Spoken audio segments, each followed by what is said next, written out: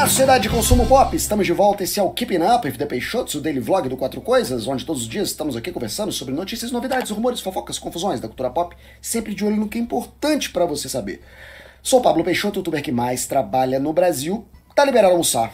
E vamos falar de Sound of Freedom. Vamos tocar nessa ferida e contar um pouquinho sobre esse filme e tentar explicar racionalmente, sem arroubos, sem sensacionalismos, o que está acontecendo para esse filme ser considerado um fenômeno de bilheterias, está figurando tantas vezes no topo das bilheterias diárias desde que estreou, venceu Indiana Jones em não menos de uma oportunidade. E o que está acontecendo? O que é Sound of Freedom? O que representa esse filme? E qual é a história desse filme? Por que ele é polêmico? Por que estão discutindo tanto esse filme nos Estados Unidos? E essa discussão, essa polêmica vai se filtrar aqui no Brasil, e eu acho que esse canal aqui precisa se posicionar e tentar baixar um pouquinho. Que tá todo mundo muito enlouquecido e a gente tem que baixar um pouquinho e tentar ver racionalmente o que tá rolando. Esse filme, ele é uma cinebiografia de um cara que chama Tim Ballard. Ele é um ex-policial que trabalhava na luta contra a exploração infantil nos Estados Unidos, e ele era o cara que fazia análise dos dados obtidos, ou seja, ele tinha contato direto com materiais absurdamente perversos de exploração infantil. E, de acordo com a história, ele é um cara que se cansou de ver aquelas provas todas, aquelas evidências todas, e agir apenas na superfície, só nos Estados Unidos. Então ele decide largar tudo, partir para a América do Sul, ele vai para a Colômbia, monta uma força-tarefa que chama Operation Underground Railroad, o HOUR, e essa força-tarefa começa a agir diretamente nesses grupos de exploração infantil e lutar contra esses criminosos diretamente como um justiceiro, como um vigilante. E ele vendeu essa história durante os últimos anos. A Railroad faz vários vídeos sobre atividades desse grupo. Os vídeos são considerados suspeitos porque eles exageram em algumas coisas. São vídeos muito sensacionalistas, são vídeos muito com um teor de propaganda muito grande, pensado para as redes sociais. E essa atividade da Railroad, ela ajuda a aditivar algumas teorias da conspiração sobre o tema. Não que o tema não exista, não que a exploração infantil seja um delírio, seja um devaneio. Não é. É um assunto extremamente grave e um assunto muito pertinente e também que emociona muita gente. É um tema sensível, é um tema que toca o público e que é facilmente manipulável para manipular emoções, para manipular ideias. Então é um tema que está sendo usado exageradamente, fantasiosamente, para gerar comoção no público, e essa comoção do público engatilha numa ação política.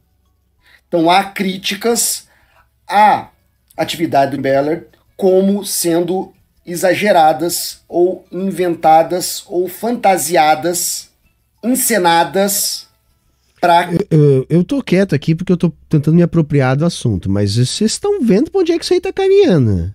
Depois, lógico, eu vou comentar, vamos assistir mais um pouco, mas assim, me parece bem óbvio pra onde é que a gente tá vendo que vai isso, pra quê que isso aí tá sendo instrumentalizado, né? Mas bora lá. Causar efeito. Essa história é a história do filme. É a história do Jim Ballard como grande salvador de crianças latinas da exploração infantil intercontinental. Agora eu tô entendendo o porquê da polêmica em cima, né? Uma peça de propaganda do quê, gente? Mal comparando, superficialmente comparando, o cara é meio Frank Dukes. O cara é tipo o Frank Dukes falando que ele foi no Oriente, participou do comitê e venceu o comitê, a história dele virar o grande dragão branco com Van Damme. As histórias do Frank Dukes nunca foram realmente confirmadas, ele exagera, ele escreveu uma biografia contando das aventuras dele e nada disso ele consegue provar.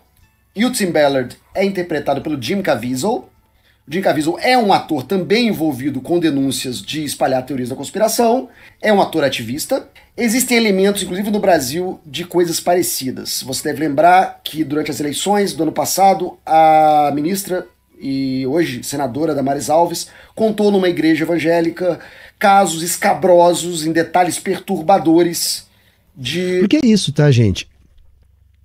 Ainda há pouco tempo, né, eu tive fazendo uma discussão sobre o fascismo. E o que eu estava tentando dizer para vocês? Um dos mecanismos de defesa do capitalismo, né, portanto da ideologia que existe para defender o capitalismo, é ocultar os problemas do capitalismo e colocar a culpa dos problemas do capitalismo em outras coisas. Então você fica apontando, olha lá, olha só a exploração. Gente, não há a menor dúvida que existe exploração de menores. Você sabe que tipo de exploração que a gente está falando aqui. Não há dúvidas disso, que existem grupos que organizam isso e que existe. A questão não é essa. A questão é transformar isso, tá, em uma pauta moral para fazer de um cavalo de batalha político a fim de tentar convencer as pessoas de que o que está atrapalhando, o que está bagunçando, o que está produzindo problemas sociais são questões morais e não as questões estruturais. Saca? Por isso que a gente diz, olha, isso é uma prática, em alguma medida, fascista.